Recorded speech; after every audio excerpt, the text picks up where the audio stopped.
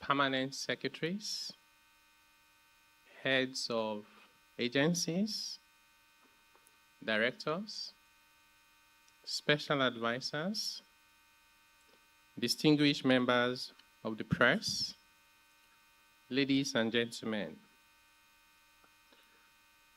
Thank you all for joining us today. We invited you here today not to declare a victory, but to give an account. For the past 3 years, the administration of President Bola Ahmed Tinubu, DCFR, has embarked on major reforms to address age-long economic challenges. The removal of a fuel subsidy that was quietly bankrupting the country, and the unification of an exchange rate system that had become a source of arbitrage, distortion, and corruption rather than stability. Those decisions came at a real cost, and we're not here to pretend otherwise. Prices rose. The naira adjusted sharply. Households and businesses felt it, and many still do. What we want to do today is put the whole picture in front of you, the Nigerian people. What those reforms cost, what they delivered, and just as importantly, what they prevented. We're calling this the Nigeria's Reform Scorecard, and it is built to be read honestly, regardless of whether you agree with the reforms. So let me quickly tell you about the scorecard. What we're discussing today runs in 4 parts, and I will encourage you to read all 4 before you write a word. The first is a full account of how the resources were raised and spent. The second sets out, in plain terms, 10 ways these reforms have benefited average Nigerians and 10 harms they prevented. The third is the scorecard itself, 25 indicators comparing where we are with the reforms to where we would have been without them. This is what economists call counterfactual. And the fourth is an appendix with the underlying figures so that anyone, you, your editors, independent analysts, can check our arithmetic and our methodology rather than simply take our word for it. So I believe we have the slides up. Okay. Right. Let me tell you about the numbers. And these materials will be up on the Finance Ministry website as soon as we're done here. So you'll be able to download, do your analysis. So let me tell you about the numbers. Between June 2023 and December 2025, subsidy savings mobilized the sum of 15.8 trillion naira in resources for the Federation. Many people will say, where is the subsidy saving? As a matter of fact, there wasn't any alert to the Federation account with the description subsidy savings. So the subsidy savings showed up in form of higher collection by customs because for every 1 naira or $1 of import duty before, at 460 naira, it became $1 at 1,004, 1,003, 1,005. The NRS, petroleum profit tax that they collected before, same dollar, higher amount in naira. So the savings showed up in the federation accounts by way of higher revenue collections as a result of the reforms. Not just the subsidy removal, but also the exchange rate flotation, because we were subsidizing the exchange rate. And that subsidy was not going to the ordinary person or manufacturers. It was going to rent seekers. Out of these 15.8 trillion naira savings from June 2023 to December 2025, according to the Federation account, the share of the federal government was 5.4 trillion naira, while 10.4 trillion was shared to states and local governments. Okay. In addition, the federal government earned incremental independent revenue in the sum of 3.1 trillion naira, principally remittances from government-owned entities. Okay, in addition to the amount from FAC, the federal government is able to also earn surpluses from government agencies. So those amounts went up. While 11.9 trillion came from incremental borrowing. So people will say, you said you have exceeded your revenue. Why are you still borrowing? And we'll come to that. So the additional borrowing that the federal government took for that period of time, June 23 to December 25, amounted to 11.9 trillion naira. A figure that would have been far higher and economically destabilizing without the fiscal space the reforms created.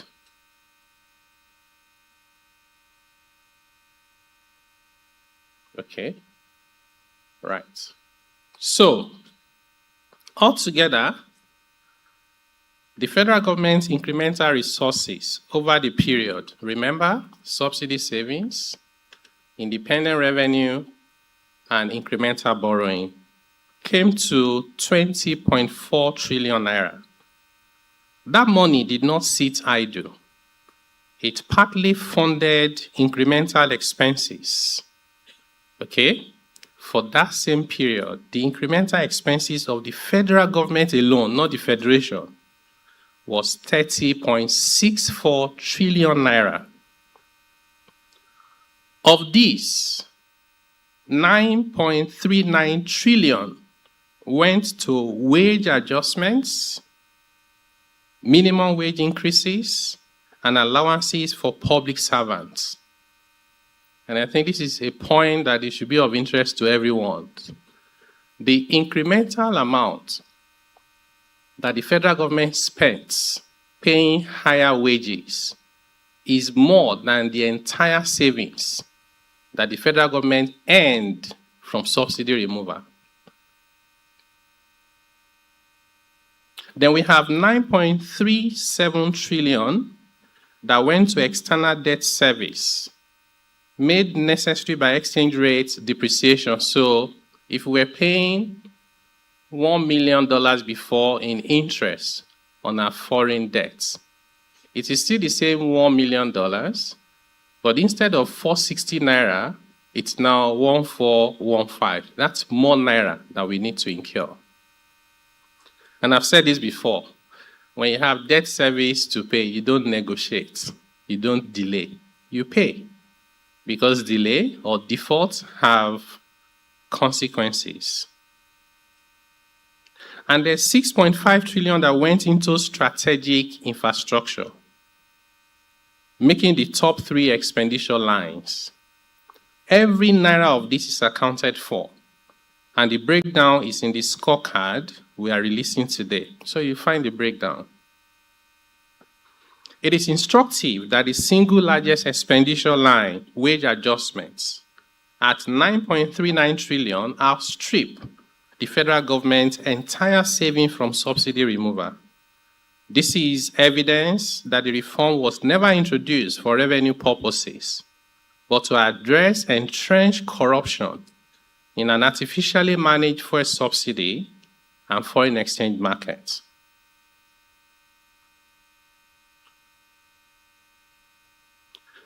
Put another way, of the 20.4 trillion, 58% came from borrowing, 27% from subsidy savings, and 15% from other revenue, against total incremental spending of 30.64 trillion naira.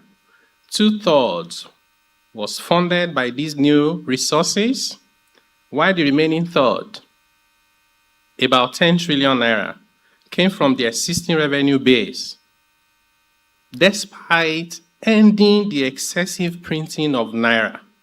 That in itself is evidence of improved public financial management. So a government that says we will no longer print money, they're spending more just on personnel costs than the savings from subsidy removal. And we're able to still find the balance from the existing revenue base. This is data showing us that public financial management has improved. Let me talk to you about our methodology, because I'm sure someone is wondering, where did they find these numbers?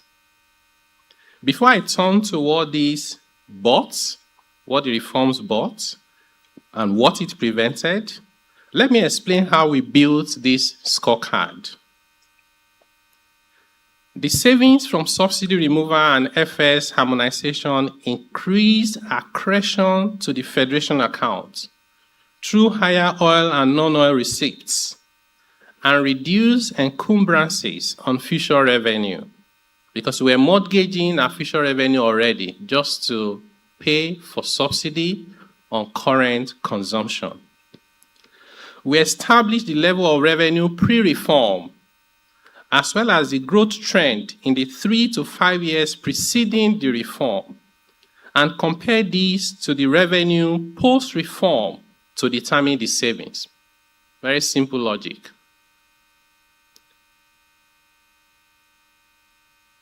Okay. The scorecard itself comprises 25 indicators. So just on the slide that you have on the screen is a summary of how the money was spent. You see line by line with numbers how the money was spent.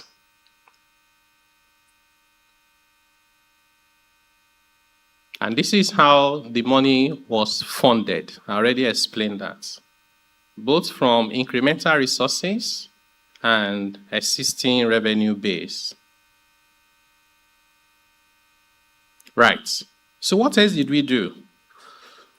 We analyzed the scorecard, like I told you, 25 of them, along 5 important thematic areas, as you see on the screen.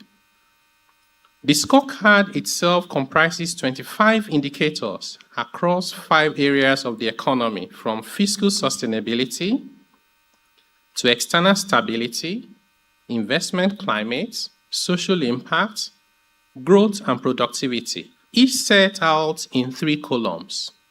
The first is our baseline, where we started from, where Nigeria stood in May 2023, the month before this administration took office. The second is our current position, where we are now, using the most recent verified data as of mid-2026. The third, and the one we often don't talk about, is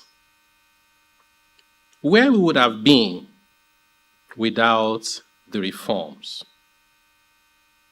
It's a no reform 2026 estimate, because many of us would oversimplify complex economic management issues by simply saying, what is the price of a tuber of yam today? How much was it in 2023? 1 liter of fuel. And we will conclude that the reform is not working for us, or they are even bad. We're saying there's an important comparison that we often don't avert our minds to. It's what would have been without those reforms. A recent projection of where those same indicators would have likely been today had the subsidy regime, the multiple exchange rates, and unchecked ways and means financing simply continued on their pre-2023 trajectory. That third column is not a guess pulled from the air. It is anchored in the trend already visible before the reforms began. The pace at which debt service was consuming revenue, the rate at which external reserves were being drawn down to defend an indefensible exchange rate, the trajectory of ways and means financing extended forward and checked against what comparable economies have experienced when they delayed similar reforms. Every indicator then carries a plain language assessment, whether it's a major improvement, a structural change, or where a cost was paid, we are being honest, the price of stabilization. So you see from this analysis, the indicators, where it's green means that progress is being recorded. When you see amber, it means work in progress. Good news is there's no red. And the data is there, you can verify, you can validate. Now, many people would ask, why are we throwing macro data all around? GDP is growing, inflation is coming down, and they say, how does that impact on the ordinary man or the average Nigerian? So we put this together as well. And you'll see that this reform is actually about the average Nigerian. Behind these figures are real, tangible changes in people's lives. Salaries and pensions paid on time, and long-standing pension arrears finally settled. Before the reform started, 27 states were struggling to pay salaries and pensions. A minimum wage more than doubled from 30,000 to 70,000. NEL Fund, now one of the most affordable student loan schemes globally, helping over 1.5 million students through school. In addition, there are cash transfers to millions of households, subsidized mortgages, agricultural support, strengthening food security, and a new tax act that exempts low-income earners and small businesses from tax, while simplifying a system that had overburdened the poor for decades. So the benefits to Nigerians are many. We decided to just share 10 of them. So when 27 states that were defaulting in paying salaries and pension no longer default, today that number is 0. Number of states defaulting. They're paying Nigerians. They're not paying Americans or Europeans or foreigners. They're not paying the rich people. They're paying the average Nigerian who can now put food on the table. Many of us in the room will remember, some of us just want to pay $20 for a software to earn a living. We couldn't pay on our cards. Today, one of the banks sent me a note that they've increased the limit to $40,000. It's almost magical that this is happening in such a short period of time. Now, in addition to the benefits to the average Nigerian, we want to tell ourselves the harm that the reforms prevented, the counterfactual. It is harder to see what did not happen, but our scorecard puts numbers to it. In May 2023, 27 states could not reliably pay salaries. Today, that number is 0. On the pre-reform trajectory, our own estimate is that at least 30 states will be in that position by now, struggling to pay salaries. That's not a handful. That's the majority of the federation. The official exchange rate premium over the parallel market, once above 60%, is now under 5%. Left unaddressed, we project it will be above 150% today, with the naira simply unavailable at any official rate for most Nigerians and businesses. We're running out of dollars. Our net external reserve was under 3 billion and we're owing over 7 billion. That's bankruptcy. And you know we can't print dollars because we are not the United States of America.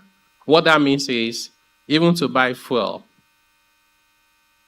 Nigerians will say, God forbid, you hold 3,000 naira and you will not find a liter, because there will be scarcity everywhere. Remember, we're importing refined products.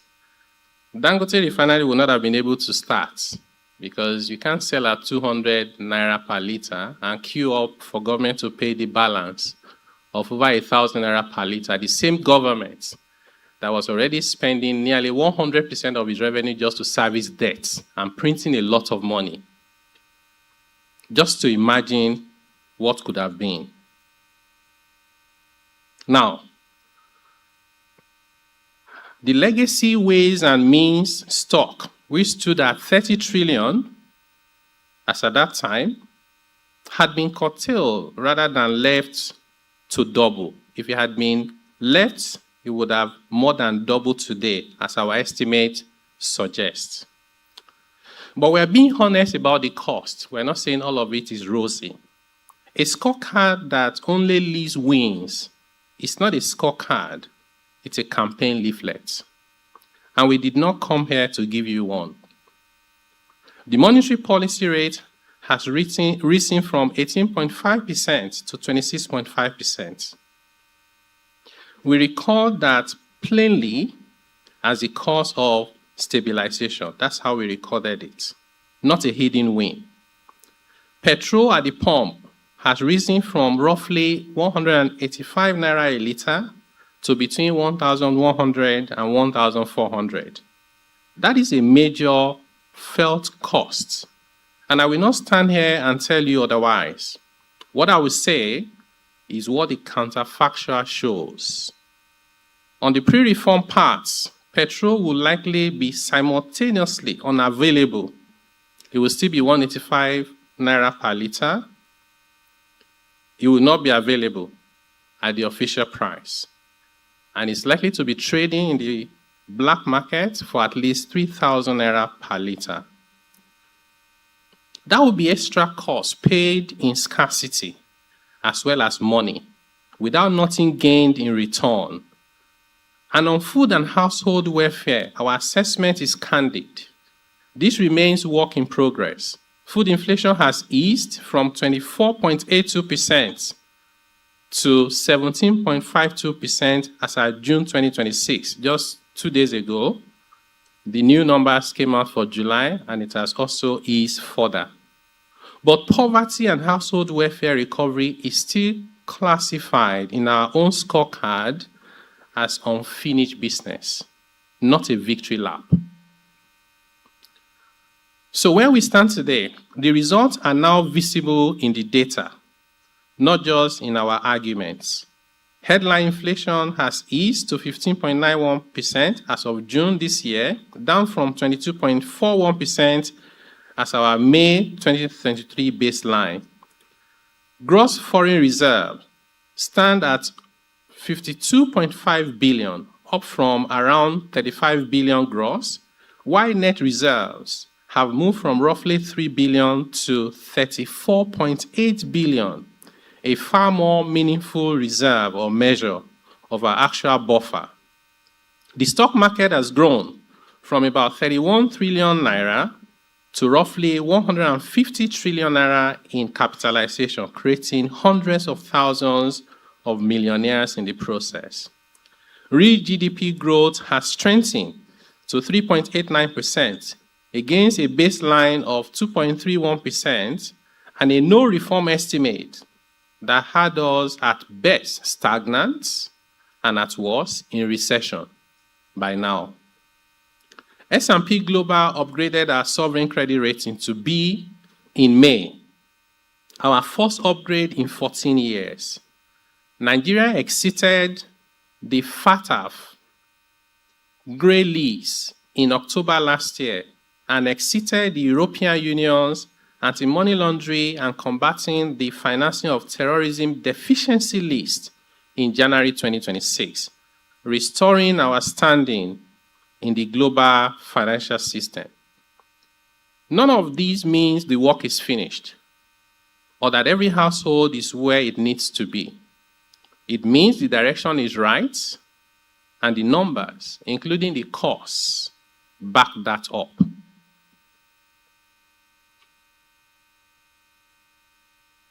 So as I close, let me talk to you about what we see ahead of us.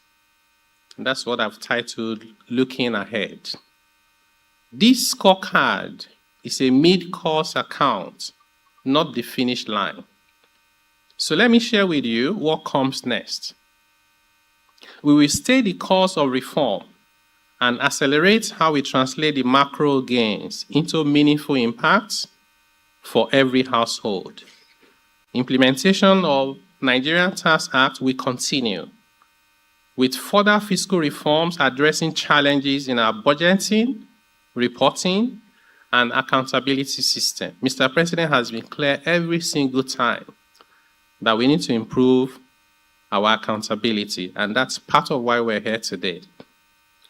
We expect the tax to GDP ratio to keep climbing as the harmonized system takes hold. On prices, our goal over the medium term is to keep pushing headline inflation towards single digits without ever going back to the distortionary subsidy that got us into this position in the first place. On investments, we intend to keep the exchange rate unified and predictable because predictability, more than any single incentive package, is what is now drawing capital back into our country.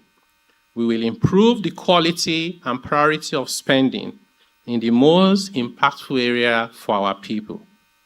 And on the areas this scorecard honestly marks as unfinished business, including poverty and household welfare, the next phase of our work is squarely about translating macroeconomic stability into relief that households actually feel. Expanding cash transfers to the most vulnerable, deepening agricultural interventions to bring food prices down further, and working with state and local government to ensure that shared prosperity is delivered from Abuja to every state and every ward in all of our 774 local government councils. Finally, a call to action. What do we want you to do? I will close with 3 simple asks. First, be a citizen. Support positive government policies. We cannot build our country by opposing every government action. Second, criticize government constructively. Misinformation, like anything else we amplify, shapes the reality we all end up living in. We actually pay a price for amplifying negativity about our country. And third, play your part. Seek facts and proper understanding, not populist views or sensational headlines. We are not here to pretend these reforms were painless. We're here to show you honestly and with the numbers what they cost, the benefit they delivered, and the harm that they prevented. We invite you to engage with the scorecard in good faith and with an open mind. The full data will be on the Federal Ministry of Finance website www.finance.gov.ng. Visit it, question it, and ask for clarification where you need to. Together, let us build the Nigeria of our dreams. Thank you for your kind attention. May God bless you, and may God bless the Federal Republic of Nigeria.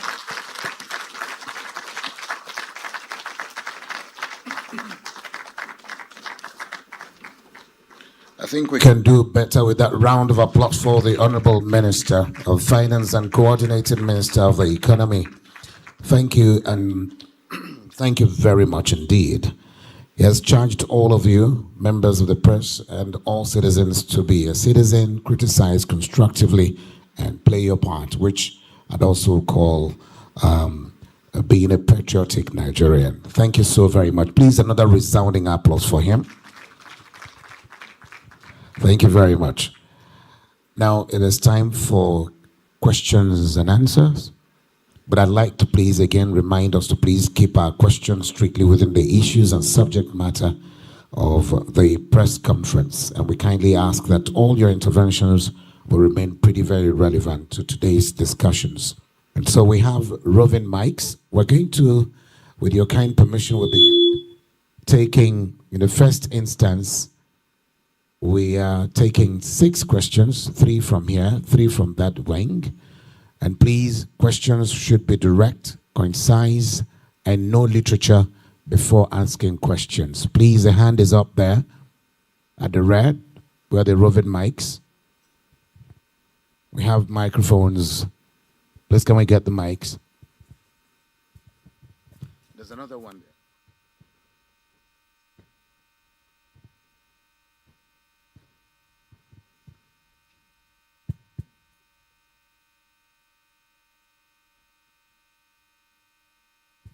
Yes, please get the microphone to him. And when the microphone gets to you, do us the honor of just introducing yourself and the medium you represent and go straight to your question. Please, 1 minute only. 6 questions in all. Hi, thank you. My name is Nduka Ojima. I work with Bloomberg News. My question, Minister, is connected to the government's borrowing plans. Because you mentioned that briefly. I wanted to get details on the transaction with First Abu Dhabi Bank of Dubai, the total return swap. How much has been accessed so far? And if there are plans to access further funds this year? And because you've made accountability and transparency... Can I bring you up to speed with something? Yeah. I pleaded with us to please keep our questions to the issues raised here. It is connected. It's borrowing. He mentioned borrowing, so it's connected, sir. If you let me finish, please. Because you've made transparency and accountability, sir, a big deal. Are you committing to publishing the details of that particular transaction? Thank you very much. Thank you. All right, please, next question. Yeah, Honorable Minister, good morning. Well done. My name is Basi Udo. I work for Media TrackNet Nigeria. I'm not here to contest the data that you've given, but I know that I have 3 children in the university. And I'm not aware they have called me to tell me that they have received any loan, NEL fund loan. And none of their classmates have even indicated so. So if we have 1.8 million graduates in Nigerian universities and my 3 children don't have it, who does? And when is mine coming? But the question I have to ask has to do with the trip that Mr. President made to the UK in March. And when he came back, he told us that Nigeria has secured a 746 million pounds financing deal for ports. Several months after, we are still unaware of the details of the terms of that deal.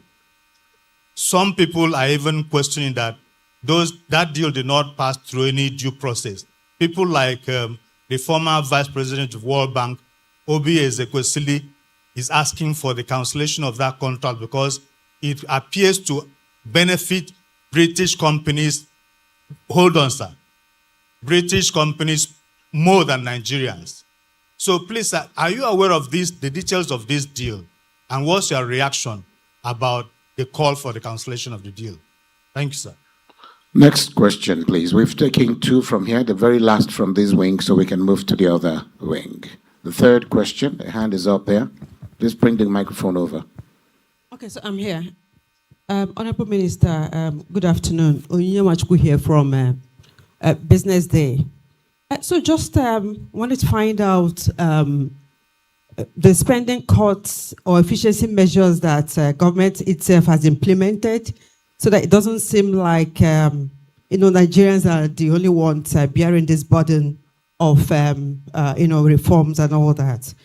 And then also wanted to know whether this burden is being shared equally between the citizens and, of course, government. Thank you. Thank you. Can we move to this other column? There's a hand up there, a lady's hand. Okay. For the flowered dress. Yes, please.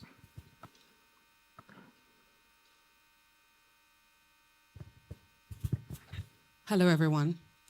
My name is Chisom from News Central. And I have just two questions. One is, when someone gives a scorecard, how would you rate yourself out of 10?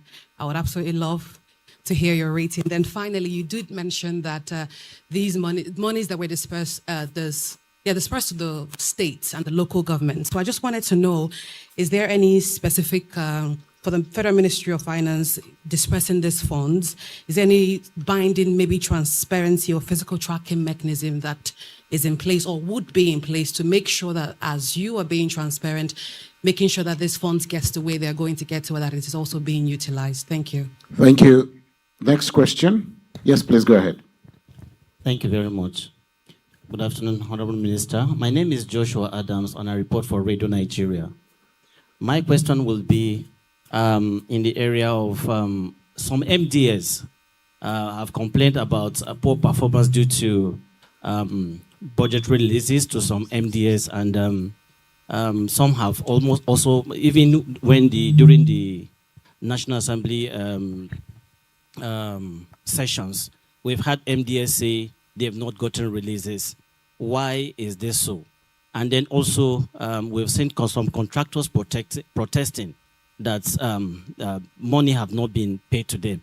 Sir, if maybe we'll get more explanation on this. Thank you, sir. The very last question. Very last question. Let's bring the microphone. Yes, please. Can you help us pass the microphone over to him, please?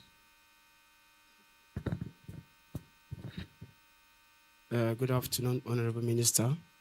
My name is Dr. George from Boston Media. Can we hear you, please? Can you speak up? My question is, what evidence-based indicator should be included in Nigerians' reform scorecard to objectively measure the success or failure of government reforms? Thank you. Thank you very much. We're done with questions. We'll swing the microphones over this way for the Honorable Ministers to respond to. The Honorable Minister, sir.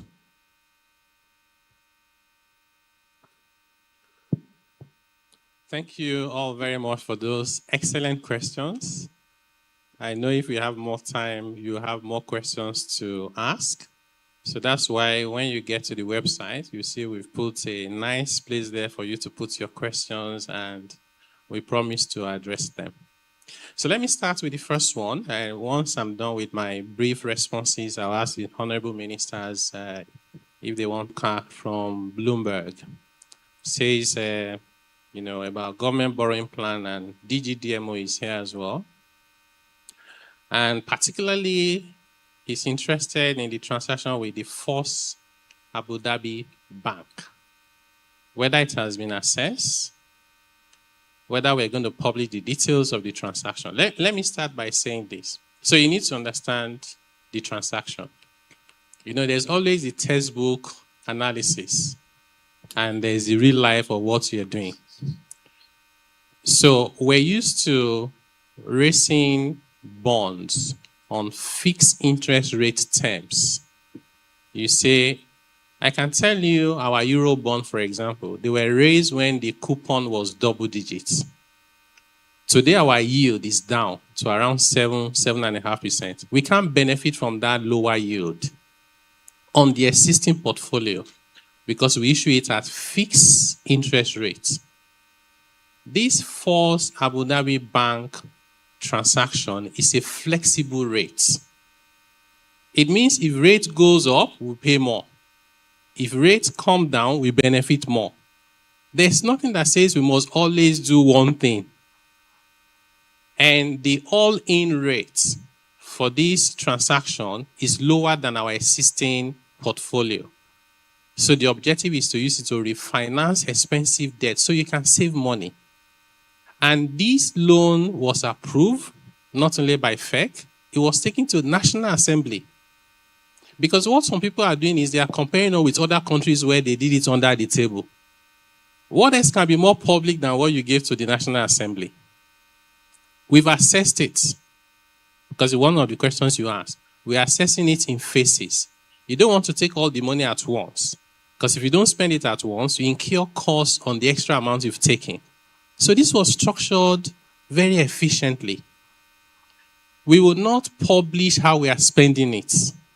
We will publish how we spend government money. There's nothing special about that loan. Nobody has asked us whether we're going to publish the money we took from the World Bank, whether we'll publish the one from Eurobond, whether we'll publish the one from Sukuk. Why is this one special? Just because some people decided they want to amplify nothing out of something. We're not going to be responding to those kind of sentiments. We are transparent. The information is available.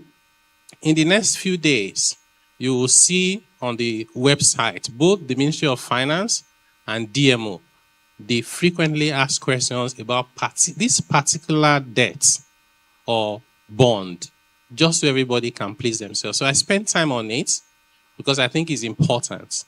And the international media also, for some reason, have taken so much interest in it. But that is what it is. The second question is from Basi Udo. And as we were asking that question, I was smiling. He said he has 3 children in school, and none of them has received nail phone. They are not even aware of any friend of theirs who has received it. Something is just telling me in my mind that you need to ask your children to be honest with you. It is possible they've collected the money and they are collecting from you. If there's anything that everyone can attest to, it is this nail fund. We've seen video of students randomly rejoicing because it's not only the tuition that was being paid, they get monthly stipend, interest-free in a high inflationary environment. It's like grants. 1.5 million. You can go to the website. In fact, what you can do, ask any of those your 3 children to give you their details. Help them apply. If you can't find the link, come to Ministry of Finance.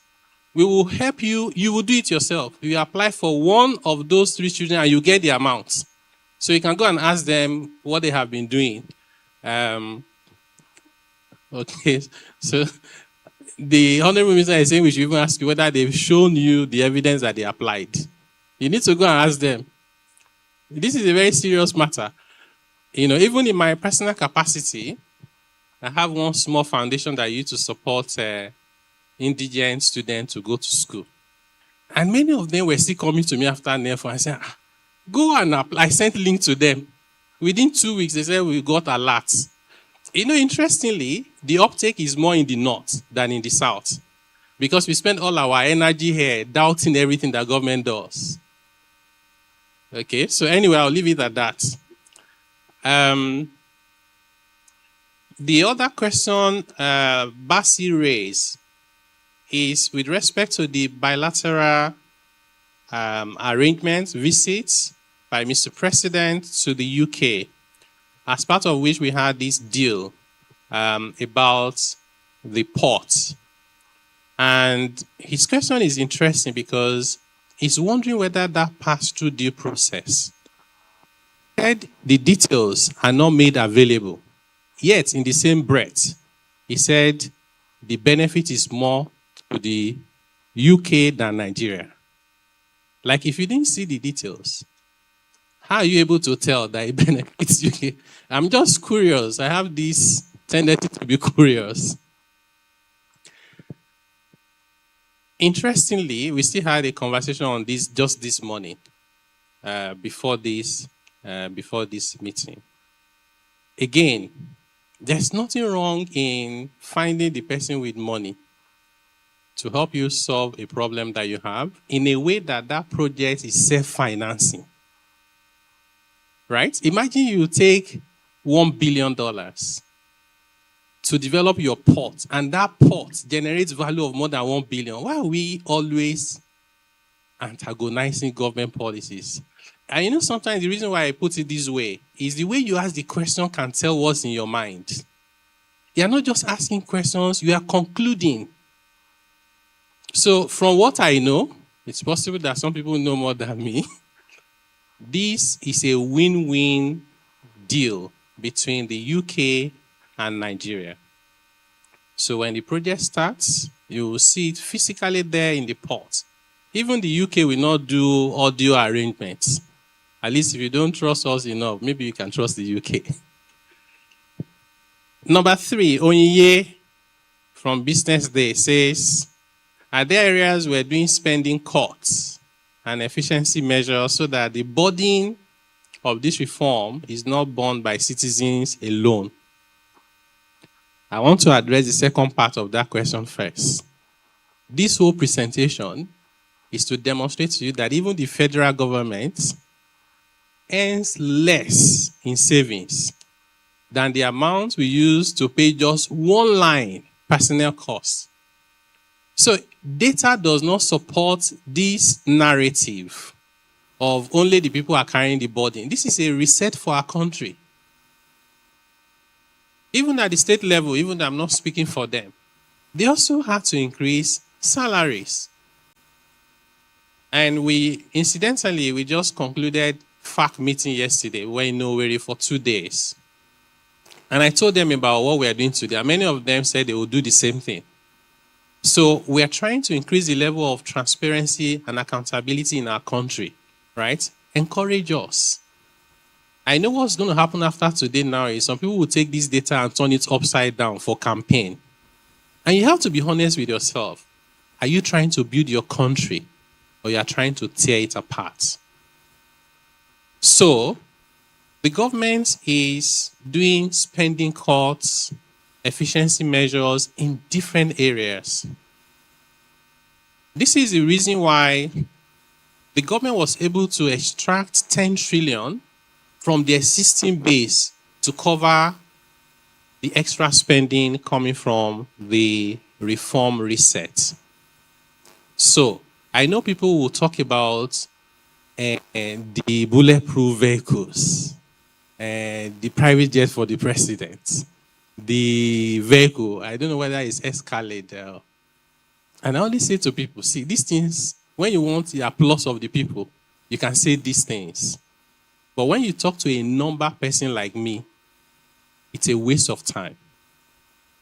It's like saying to a person whose salary has just been increased marginally, you say, why haven't you bought a house?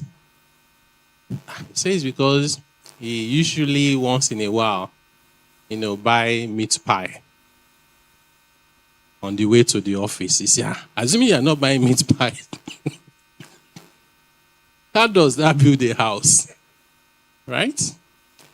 And I don't think anybody is suggesting that Mr. President should go and enter business class and be struggling at the queue.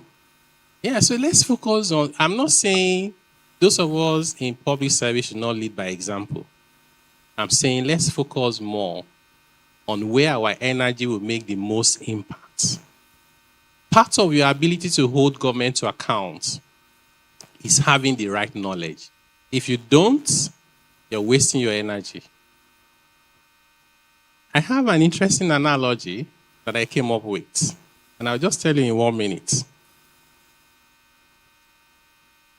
This didn't happen in real life. So people were going to the ATM to withdraw money.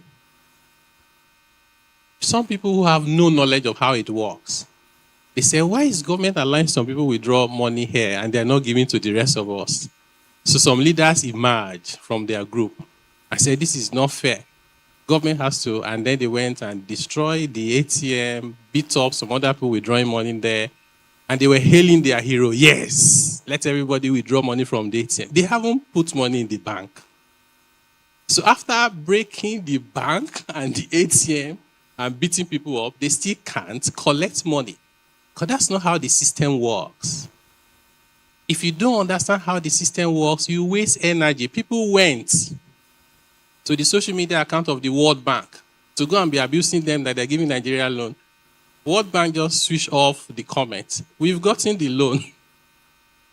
Because that's not how the system works. I'll leave it at that. Number 4, Chisom from New Central says, how would I rate the government out of 10? You're asking me to do self-assessment. I'll give the government an easy 7 out of 10. And the reason why it's not more than 7 is because it is work in progress. We will give you the final score when you see income levels rising faster than prices. When you see the middle class in their millions making money. When we see economic growth, at least 7%. When we see our GDP heading towards 1 trillion, then we do 10 over 10 because we don't want to be complacent. And you say, how are we tracking the resources to state and local government? You know, in a federation, the federal government is one level of government. We're not the auditor, and but we work together. And like I said to you, they have also said they will do a similar thing. At the federal government level, particularly from the Ministry of Finance, as part of our coordination role, we're developing framework for even local government. One of the aspirations we have is to have a portal, a central portal for Nigeria, where you can find all 774 local governments. You just go there, drop down, find your local government. You see their development plan that captures their role as listed in the Constitution, their annual budget, trying to implement that plan, and the audited account on an annual basis. And you know that will just be fantastic. Because this is where people feel the impact of government the most. So in summary, we're working together with the subnational to improve transparency.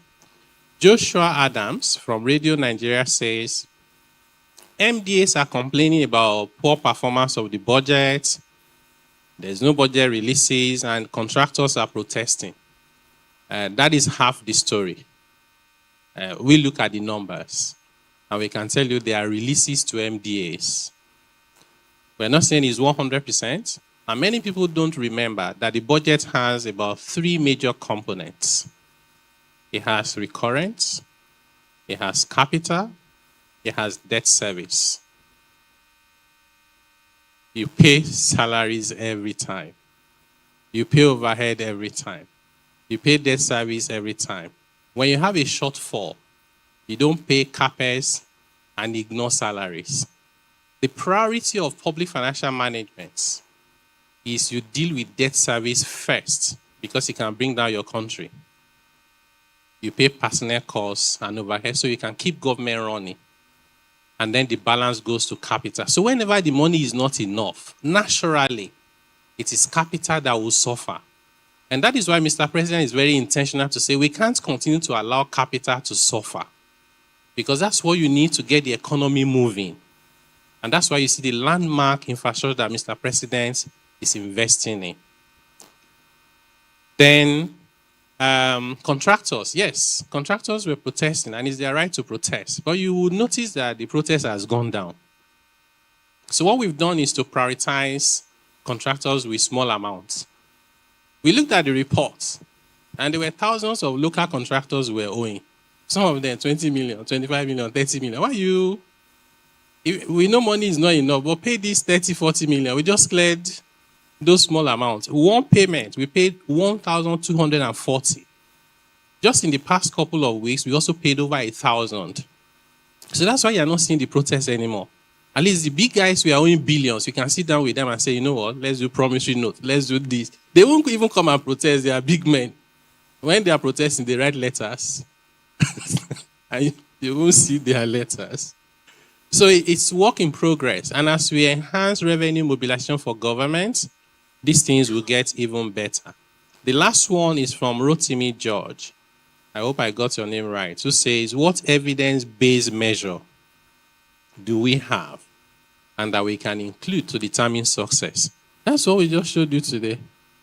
If you have anything else in mind, let us know. We are measuring shared prosperity. We are measuring income level per capita.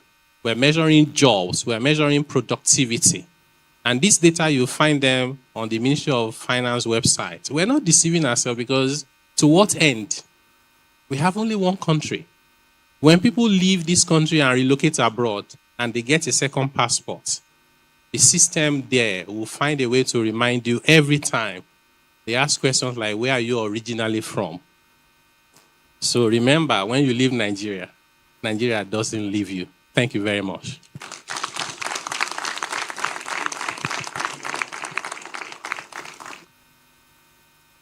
Can come even louder than that for the Honorable Minister. Honorable Minister, Honorable Ministers, and all members. Just on the Federation question, many people and even some of the questions that are asked here reflect sometimes a narrow understanding of our constitutional federalism. Many countries in the world, very few countries in the world are federations like Nigeria. And Nigeria, for example, in Africa, I think we are one of three. All others are unitary governments, where the central government collects revenue, where the central government allocates revenue to the different divisions or different units of government and decide how that revenue is going to be spent. Our constitutional federalism is different. We have a federal government, we have states and local governments, and the federal government, by that arrangement, does not decide where states and local government choose to spend their revenue. So they have the absolute right. But of course, like the Honorable Minister and Coordinating Minister of the Economy said, he publishes the allocations so that citizens can see. And there are many organizations, budget is very good at it in looking at what the three tiers of government. But again, what the Coordinating Minister did not amplify is that in addition to all that he said, federal government was deliberate in ensuring that all the claims and obligations by the states and nationals were being repaid as much as possible, to the extent that the fiscal condition of the states is much, much better.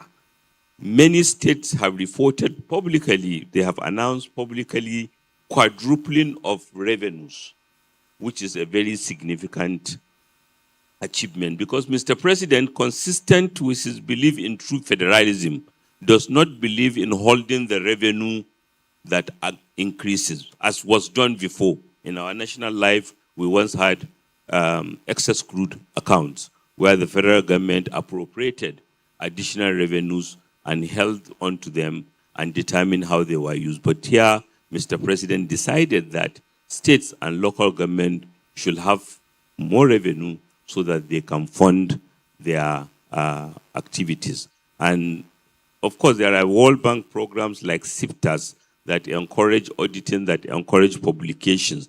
But this is where maybe citizens also need to pay more attention, that we should also put pressure on the other tiers of government to know what they are doing with the increased revenue that Mr. President is taking the bullet for, because he's bearing the brunt of the blame, but the benefits are for the federation, for both states and local governments as well. In fact, they are benefiting more because they don't have the kind of exchange rate influence debt obligation that the Coordinating Minister and Honorable Minister of Finance have. Thank you.